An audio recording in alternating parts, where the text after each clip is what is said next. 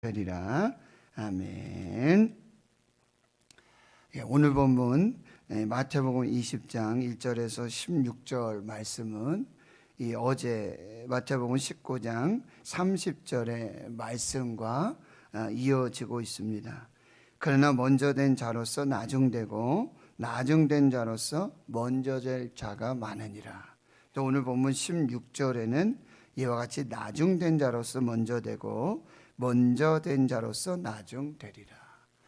오늘 본문은 1절의 말씀과 같이 천국의 비유입니다.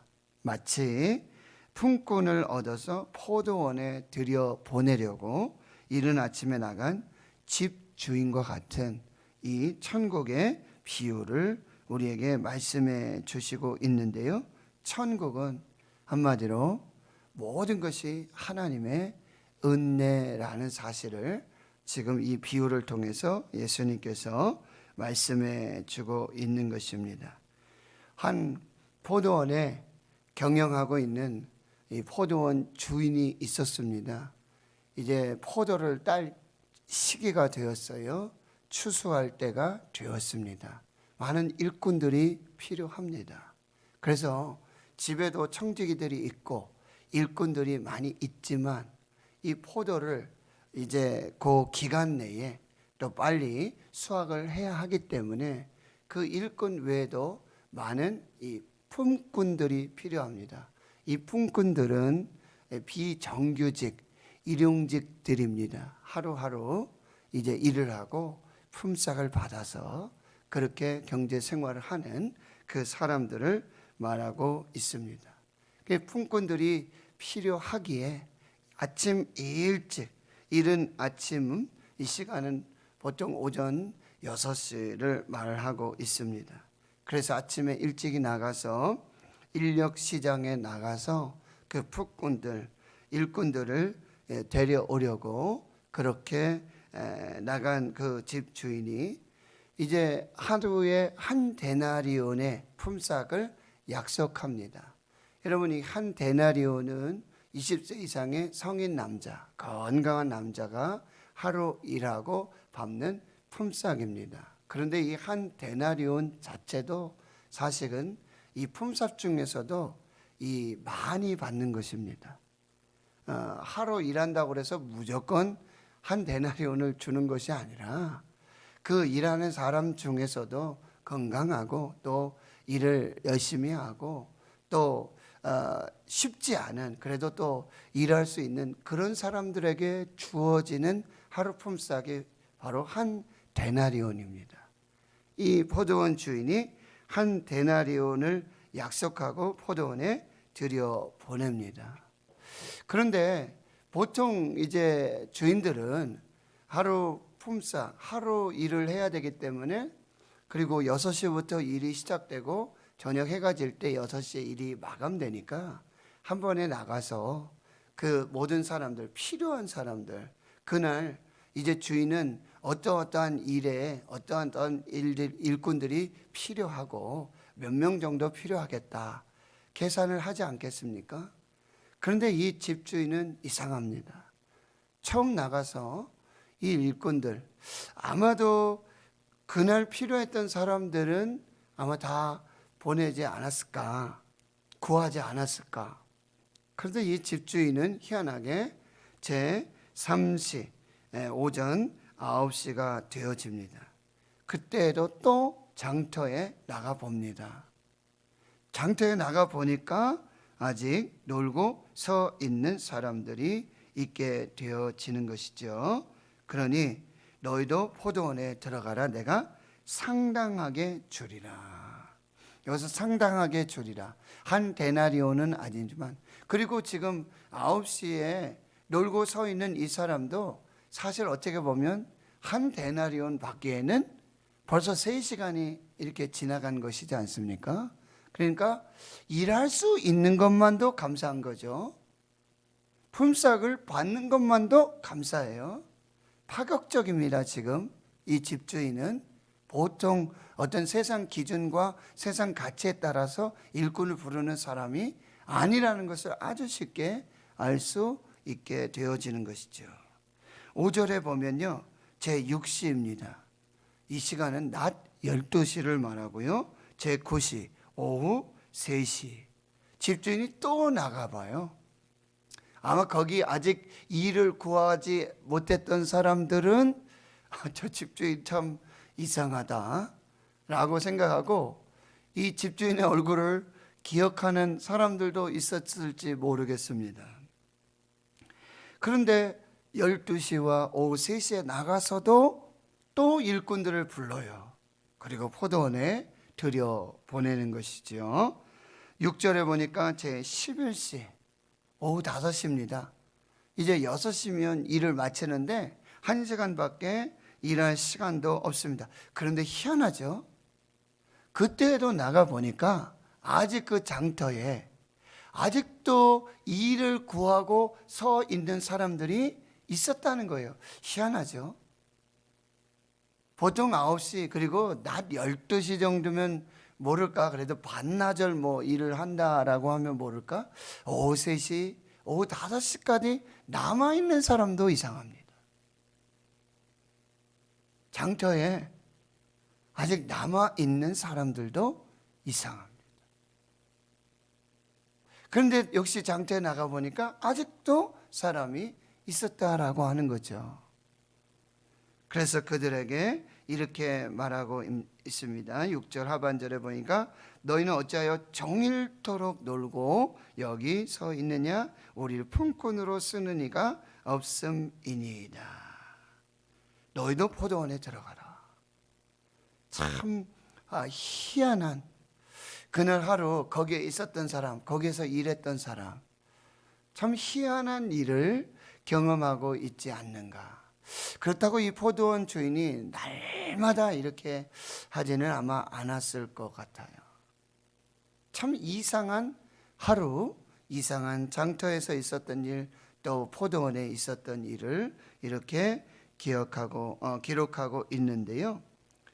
더 이상한 것은 이제 8절 이하에 이렇게 시작되고 있습니다. 저물었습니다. 이제 오후 6시가 되고 하루 일과를 마무리하게 되는데 포도원 주인이 이제 청지기에게 말합니다. 품꾼들을 불러라. 그리고 나중 온 자로부터 시작하여 먼저 온 자까지 삭을 줘라. 이것도 좀 다르죠? 이상하죠? 나중 온 자부터, 그러니 오후 5시에 온 자들로부터 품삯을 줘서 오전 6시에 온 자까지 품삯을 주라고 하는 것이죠. 9절에 보니까 제11시에 온 자들, 9시에 일하러 온 자들에게 한 데나리온을 주게 됩니다. 파격 중에 파격입니다. 이러한 일이 없습니다. 이들에게는 그저 포도원에 들어가서 일할 수 있는 것만으로도 감사하죠. 품삯을 받는 것만으로도 감사해요. 얼마 받을 줄은 몰라요. 그냥 일하고 품삯을 좀 받고 그리고 그것 가지고 오늘 공치지 않고 집안에 가난한 자, 아직까지도 오후 5시까지도 그 인력시장 장터를 떠나지 못했다라고 하는 것은 참 그들의 삶이 어떠한지도 우리가 알 수 있게 되어지는 거죠. 10절입니다. 먼저 온 자들 차례가 왔어요. 이제 그런데 그들 더 많이 받을 줄 알았습니다. 그런데 그들도 동일하게 똑같이 공평하게 한 데나리온을 받게 됩니다. 11절 받은 후 집주인을 원망하기 시작합니다. 이미 삐죽하고요. 우리는 종일 수고하고 더위를 견딘 우리 하루 종일 일한 사람과 어찌 1시간밖에 일하지 않고 3시간, 6시간밖에 일하지 않은 그런 사람과 우리 똑같이 취급합니다. 그들은 또 이렇게 얘기했을 것 같아요. 우리는요 건강합니다. 우린 기술도 있습니다. 우리는 여기서 일했던 경험도 있습니다. 그런데 5시에 온 사람은요 좀 몸이 불편하기도 하고 나이가 많다든지 경험도 없었던 그런 사람들 막 이렇게 비교가 되고 그런 모습들이 보이기 시작한다라고 하는 것이죠. 13절에 이렇게 말하죠. 주인이 그 중에 한 사람에게 대답합니다. 친구여. 여기서 친구라는 단어는요, 이렇게 뭐 좀 친한 친근감을 가지고 이렇게 주인이 얘기하는 게 아니에요. 여러분, 성경에서 친구여라는 거 어떨 때 보통 쓰는 줄 아십니까?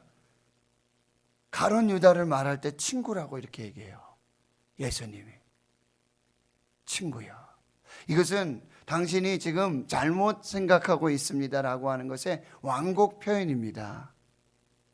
당신과 나 그렇게 친한 사이 아닌데도 그냥 친구여 이렇게 불러주는 거예요. 또 언제 이런 친구여라는 단어를 쓰냐면요, 여러분, 잔치집에 청함을 받았는데 옷을 준비하지 못한 거예요. 그냥 왔어요. 그런 사람들에게 그 주인이 뭐라고요? 친구여 이렇게 얘기해요. 당신 지금 부족합니다. 준비가 안 됐습니다. 당신은 지금 똑똑하지 못합니다. 완전하지 못합니다. 온전하지 못합니다. 라고 얘기할 때 예수님이 친구여 이렇게 불러요. 여기 똑같은 의미입니다. 이 사람아, 이런 얘기예요. 당신 생각이 옳지 않아. 맞지 않아. 라고 얘기하는 거예요. 친구여, 내게 잘못한 것이 없다. 내가 나와 함께 한 데나리온을 약속하지 않았느냐. 그렇죠? 한 데나리온을 약속했습니다. 그 약속대로 주인이 행하고 있습니다. 공평합니다. 계약 위반된 거 없습니다. 14절, 내 것이나 가지고 가라. 나중 온 이 사람에게 너와 같이 주는 것이 내 뜻이니라. 이것이 하나님의 뜻이고 이것이 주인의 뜻이라고 한다는 것이죠. 16, 15절, 내 것을 가지고 내 뜻대로 할 것이 아니냐. 내가 선함으로 내가 악하게 보느냐. 하나님은 선하십니다. 그런데 오늘 이야기의 내용을 보면 도대체 선하고 공평한 부분이 없어요. 천국이 공평하지 않습니다. 세상의 기준과 세상의 가치와, 여러분이 오늘 천국 비유를 들으면서 굉장히 주의해야 될 것은, 여러분, 우리가 천국 가기를 원하고 천국을 살기를 원하고 천국의 은혜를 얻기를 원하는데, 이 세상의 기준과 이 세상의 관점과 이 세상의 경제 논리, 이 세상의 공평함을 가지고 천국에서 공평하게 그 천국의 은혜를 누린다는 이 자체가 잘못됐습니다. 천국은 공평하지 않습니다. 이 세상 기준의 공평함으로 공평을 따지면 천국은 불공평합니다. 이 세상 가치를 가지고 천국을 살고자 한다면 천국은 아주 불편한 것이고 아주 공평하지 않는 것입니다. 오늘 비유에서도 말씀하죠. 한 번 부르면 되지. 계속해서 부르고 있다는 거죠. 그리고 먼저 온 사람은 하루 종일 수고하고 애쓰고 정말 불평 없이 그렇게 일을 했는데, 나중은 오후 5시에 온 1시간밖에 일하지 않은 사람과 공평하게 한 데나리온을 받고 있다는 거예요. 이 기준으로 생각한다면 천국은 불공평합니다. 그러나 여러분, 천국은 공평합니다. 어떤 공평이 있습니까? 차별 없는 고용이 이루어지고 있어요. 차별 없는 부르심입니다. 아까 말씀드렸지만 오전 6시 사람들은 건강하고 경험도 있고 생기발랄하고 자격도 되는 그런 사람만 부름받는 곳이 아니라는 거죠. 하루 종일 놀고 있는, 자격증도 없고 건강하지도 못하고 어떤 세상의 기준에 합당하지도 못한 그 사람도 오후 5시까지도 계속해서 차별 없는 부르심, 차별 없는 은혜가 임하고 있다는 거예요. 천국은 공평합니다. 천국은 오전 6시부터 일한 사람도 한 데나리온, 오후 5시 와서 1시간밖에 일하지 못한 사람도 한 데나리온. 천국은 공평합니다. 차별 없는 공평한 모든 사람들에게 오후 5시에 부름받은 그 사람들에게도 무조건적인 은혜와 긍휼의 역사들이 나타나고 있다라고 하는 것입니다. 천국은 수고하고 얻은 보상으로 우리가 경험하게 되는 것이 절대 아니라고 한다는 거예요. 은혜로 경험하게 되고 은혜로 살게 되어지는 거예요. 십자가 위에 한편 강도를 기억하시죠? 주님 나라 임하실 때 나를 기억해 주십시오. 여러분, 그 십자가에 달려 죽는 사람들은 신명기 율법에 보면 저주받은 사람이에요. 죄인 중에 죄인이에요. 극형 중에 극형에 처해지는 형벌이 바로 이 십자가 형벌입니다. 그러면 그 십자가 위에 있던 한 강도가 주님 나라 임하실 때 나를 기억해 주십시오. 이전에 아주 참 선한 삶을 살고 하나님의 은혜를 살고 그렇게 살았다는 것이 보장된 것이 아니라는 거죠. 검증된 사람이 아니에요. 그런데 바로 그때 주님 나라 임하실 때 나를 기억해 주십시오. 이 한마디, 이 은혜를 구하고 긍휼을 구하는 이 한마디의 기도에 주님 십자가에서 말씀하시죠. 오늘 내가 나와 함께 낙원에 있으리라. 이게 천국입니다. 이것이 하나님의 은혜라고 한다는 것입니다. 사랑하는 성도 여러분, 우리는 은혜로 구원받습니다. 자격으로 구원받는 게 아니에요. 어떤 보상받고 공로를 인정받아서 천국에 들어가고 그 천국 백성이 되어지는 것이 아니라고 한다는 거예요. 우리는 아무 공로 없어요. 쌓은 공로 없습니다. 우리는 일한 것이 없어요. 마치 오후 5시 부름받은 인생과 같은 사람이에요. 오직 하나님의 은혜라고 한다는 거예요. 그러나 이 천국에 하나님이 베풀어 주신 은혜와 긍휼은 이 보상의 역전을 통해서도 우리에게 공평한 은혜로 다시 부어지게 되어지는 것이죠. 천국은 보상의 수고로 비례해서 주어지는 것이 아니고요, 오직 감사로 일하는 곳이고 오직 감사와 찬양밖에 있을 수 없는 곳, 그것이 바로 천국이라고 한다는 거예요. 이 천국 위에서 또 한 가지는 이렇게 하나님의 마음이, 하나님 아버지의 마음이 이 주인의 마음과 똑같다는 거예요. 계속해서 천국에 들여보내려고 그래요. 어떻게 하든지 천국에 들여보내려고 그래요. 아유, 저 안 들어가겠습니다. 전 자격이 없습니다. 저는 5시인데 지금 들어가봤자 저는 1시간밖에 일하지 못합니다 라고 거절한다 할지라도 그냥 들여보내는 거예요. 이게 하나님 아버지의 마음이에요. 모든 사람이 구원받기를 원하는 거예요. 차별 없이 이 천국의 은혜를 누리기를 원하신다는 거예요. 이게 하나님의 아버지의 마음. 한 사람이라도, 한 영혼이라도 더 천국에 들여보내고자 하는, 더 구원하시고자 하는, 그래서 부르시는 하나님의 은혜를 우리가 여기서 깨닫게 되어지는 거예요. 신들러 리스트 보시죠, 여러분. 마지막에 그 구원받은 유대인들이 자기들의 뭐 금리, 뭐 금가락지, 뭐 이런 거 다 모아서 그 자기를 구원해준 신들러를 위해 반지를 하나 만들어주지 않습니까? 거기에 이렇게 써 있어요. 천하보다 한 영혼이 귀하다. 그런데 그 신들러는요, 그 반지를 받고는요, 펑펑 웁니다. 펑펑 울어요. 왜요? 내가 가지고 있었던 거 하나만 더, 금가락지, 내가 가지고 있었던 재물 하나만 더 팔고 어떻게 했더라도 한 영혼이라도 더 구원할 수 있었을 텐데, 한 사람이라도 더 구원할 수 있었을 텐데, 이걸 생각하고 우는 것이죠. 이게 하나님의 마음이고 이게 천국이에요.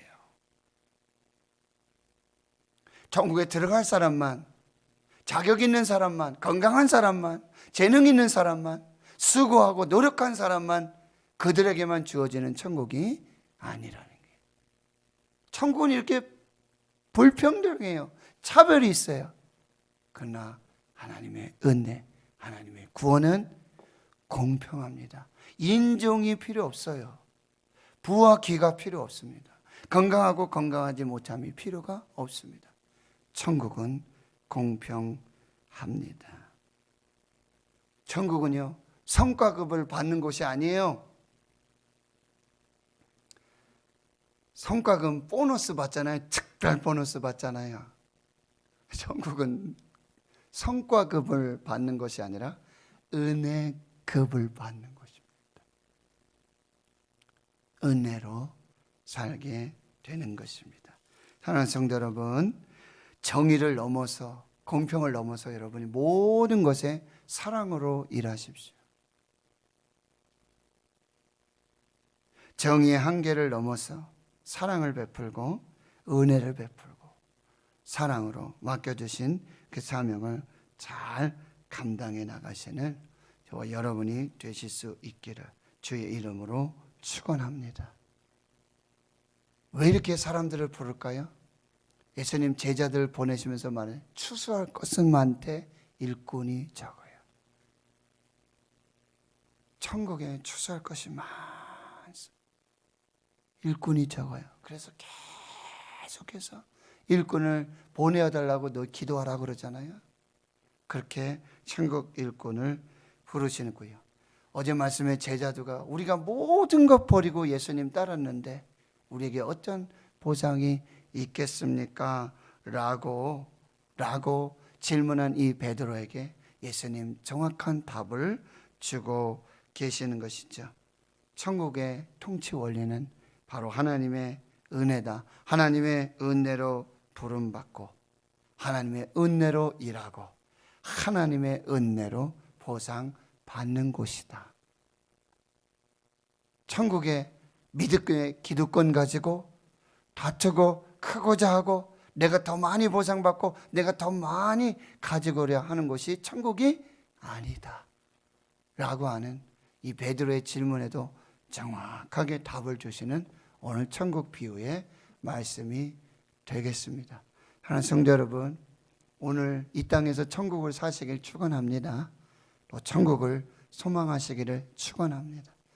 모든 것이 하나님의 은혜인 곳, 그곳이 천국이고요. 이 세상 기준과 이 세상의 가치를 따지면 천국은 완전한 불공평한 것이에요. 차별이 있는 곳이에요. 그러나 하나님의 관점, 하나님의 시선, 하나님의 나라는 완전한 은혜요, 완전한 축복, 완전한 공평의 은혜가 있는 곳, 그것이 천국이라는 것.